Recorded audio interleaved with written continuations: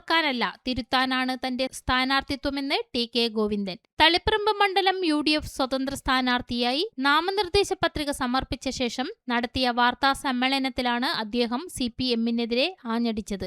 സെക്രട്ടേറിയറ്റിൽ ഈ സ്ഥാനാർത്ഥിയെ ഒരാളും അംഗീകരിച്ചിട്ടില്ല. വസ്തുതയാണെന്നേ.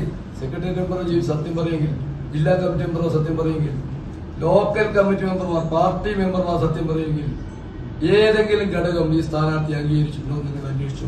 പക്ഷെ പാർട്ടിയിൽ പാനൽ അവതരിപ്പിക്കുന്നത് ഇല്ലല്ലോ, പാനലല്ലല്ലോ, നിർദ്ദേശമല്ലേ. സെക്രട്ടറി നിർദ്ദേശം വെക്കല്ലേ. ഇതിലിപ്പോ മാർഷല്ലാതെ വേറൊരാൾക്ക് ജില്ലാ സെക്രട്ടേറിയറ്റിലടക്കം മാർഷല്ലാതെ വേറൊരാൾക്ക് ഇതിനോട് എതിർപ്പില്ല എന്നാണോ മറ്റാരും പറയുന്നത്? നേതാക്കളൊക്കെ ഞാൻ പറഞ്ഞ മനസ്സിലായില്ലേ, ആർക്ക് എതിർപ്പില്ലാതല്ലേ, ഒരാളും അംഗീകരിച്ചില്ല, അവരുടെ എതിർപ്പില്ലാതെ അതിന്റെ അർത്ഥം. അല്ല, അങ്ങനെ മറ്റൊരാളൊരു പരാതിയിലേക്കൊന്നും പോകുന്നില്ലല്ലോ. പോവില്ലല്ലോ. നിങ്ങൾ നോക്കേണ്ടത് ഞാൻ എതിർപ്പ് രേഖപ്പെടുത്തിയത് എന്തിനോട്, ആരോട്? അത് അംഗീകരിക്കപ്പെടാത്ത ഒരു ഘട്ടം വന്നപ്പോ പാർട്ടിയിലുടനീളം ഏതെങ്കിലും ഒരു ഘടകം അല്ലെങ്കിൽ കുറച്ച് ആളുകളാണ് അംഗീകരിക്കാതെങ്കിൽ അത് പ്രശ്നമല്ല, അതിലുണ്ടാവും. പാർട്ടിയിലുടനീളം അംഗീകരിക്കാതെപ്പെട്ടോ പാർട്ടി പറഞ്ഞിട്ട് ഈ ഇത് നടക്കുന്നില്ലെങ്കിൽ പിന്നെ എന്താ വഴി? ഞാൻ പറഞ്ഞത് എന്റെ സഹത്തോട് പറഞ്ഞിട്ടുണ്ട്, എന്നെ വിളിച്ച് സംസാരിച്ച നേതാക്കന്മാരോട് പറഞ്ഞിട്ടുണ്ട്. ഇതൊന്നും അംഗീകരിപ്പിന്റെ ഈ പാർട്ടി നിൽക്കുന്നു. ഉൾപാർട്ടി ജനാധിപത്യമാണ് തീർത്തും ഇല്ലാതൊരു പാർട്ടിയിൽ കമ്മ്യൂണിസ്റ്റുകാരനായിട്ടിരിക്കാൻ പറ്റില്ല. പിന്നെ ആരുടെയെങ്കിലും അടിമത്തത്തിന് കീഴിൽ കഴിയുന്ന മാനസികാവസ്ഥയോടുകൂടി ജീവിക്കണം. അതിന് ഞാൻ എതിർത്തോണ്ടാണ് ചോദിച്ചത്. എതിർത്തിന്റെ ഫലമാണല്ലേ സഹാബുള്ളത്.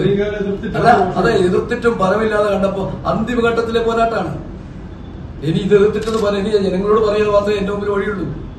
ഇതാണ് എനിക്ക് എന്തുകൊണ്ടാണ് ഞാൻ ഈ എതിർപ്പെല്ലാം നടത്തിയതിന്റെ പേരിൽ എനിക്ക് എന്തൊക്കെ ഉണ്ടായിരുന്നെന്ന് ഞാനിപ്പോ ഇതിലിങ്ങനെ പറയുന്നില്ല. പക്ഷെ ഞാൻ ഈ എതിർപ്പ് തുടർന്നു. പാർട്ടിയിൽ ഏകാധിപത്യമാണ് നടക്കുന്നത്. തന്റെ പിൻഗാമിയായി ഭാര്യ തന്നെ വരണമെന്ന് ആഗ്രഹിക്കുന്നതിൽ ദുരൂഹതയുണ്ടെന്നും അത് മാധ്യമങ്ങൾ കണ്ടെത്തണമെന്നും ടി.കെ. ഗോവിന്ദൻ കൂട്ടിച്ചേർത്തു. സ്വന്തം ഭാര്യയെ സ്ഥാനാർത്ഥിയാക്കുക എന്നത് MV ഗോവിന്ദന്റെ വ്യക്തിപരമായ താൽപര്യമാണെന്നും അദ്ദേഹം ആരോപിച്ചു. ഇതിനായി ആസൂത്രിതമായ നീക്കങ്ങൾ കുറച്ചു കാലമായി നടക്കുന്നുണ്ട്. സ്ഥാനാർത്ഥി നിർണയത്തിൽ മുഖ്യമന്ത്രിയെ ജില്ലാ നേതൃത്വം തെറ്റിദ്ധരിപ്പിക്കുകയായിരുന്നു. ചർച്ച ചെയ്ത മുഴുവൻ പേരുകളും സംസ്ഥാന സെക്രട്ടേറിയറ്റിൽ അവതരിപ്പിച്ചില്ലെന്നും അദ്ദേഹം വ്യക്തമാക്കി. തളിപ്പറമ്പ് പ്രസ് ഫോറത്തിൽ നടന്ന വാർത്താ സമ്മേളനത്തിൽ നേതാക്കളായ P.T. Mathew, P.K. Zubair, T. Janardhanan, P.K. Saraswati, O.P. Ibrahimkutty, A.D. Saboos എന്നിവരും പങ്കെടുത്തു. ഉപയോഗിച്ചുകൊണ്ട് കേരളത്തിലെ ജനങ്ങൾക്കിടയിൽ സ്വാധീനം ഉറപ്പിക്കാനും അതുപോലെ തന്നെ BJPയുടെ മനസ്സടിച്ചേൽപ്പിക്കാനുമുള്ള ബോധപൂർവമായ ശ്രമം, ആസൂത്രിതമായ ശ്രമം രാജ്യത്ത് നടക്കുന്നു. അത് കേരളത്തിൽ BJPയാണ് ലക്ഷ്യം എന്ന് BJP നേതാക്കന്മാർ പറയുന്നത്. ആ സമയത്ത് കോൺഗ്രസുകാർക്ക് മാർക്സിസ്റ്റ് വിരോധവും മാർക്സിസ്റ്റുകാർക്ക് കോൺഗ്രസ് വിരോധവും വെച്ചുകൊണ്ട് പോകാൻ വേണ്ടി സാധിക്കില്ല. ഈ കേരളത്തിന് വേണ്ടി, മതേതരത്വത്തിന് വേണ്ടി കേരളത്തിൽ ഈ കോൺഗ്രസ് CPM ഐക്യം ഭാവിയിൽ രാഷ്ട്രീയത്തിൽ ഉണ്ടായും എന്ന കാര്യത്തിൽ ഒരു സംശയം നിങ്ങൾക്ക് വേണ്ട. ഭാവിയിൽ വരാൻ വേണ്ടി പോകുന്നതാണ്. കാരണം നിലവിലുള്ള കേരള രാഷ്ട്രീയത്തിലേക്കാണ് നീങ്ങിക്കൊണ്ടിരിക്കുന്നത്. ഞാൻ അതുകൊണ്ട് തന്നെയാണ് ഇത്തരത്തിൽ അപജയത്തിനെതിരെ പ്രധാനമന്ത്രി തീരുമാനിച്ചിരുന്നത്.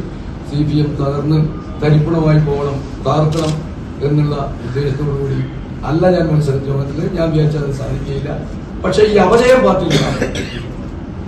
അത് രാഷ്ട്രീയ പാർട്ടികളെ ആകെ ബാധിച്ചാൽ, കുടുംബാധിപത്യത്തിലേക്ക് നീങ്ങിക്കഴിഞ്ഞാൽ അത് പാർട്ടിക്കകത്തെ ജനാധിപത്യത്തിന് ഇല്ലാണ്ടാവും. ഭാവിയിൽ ഇവിടുത്തെ ഞങ്ങളുടെ സഹാക്കൾക്ക് പ്രത്യേകിച്ച് ഭാവിയിൽ ഈ കുടുംബാധിപത്യത്തിന്റെ കീഴിൽ, അതിന്റെ ഗർവിന്റെ കീഴിൽ, അതിന്റെ അഹങ്കാരത്തിന്റെ കീഴിൽ കഴിയേണ്ട ഒരവസ്ഥ ഇവിടെ ഉണ്ടാവും. അങ്ങനെ ഉണ്ടാവാതിരിക്കാനാണ് എന്റെ പോരാട്ടം.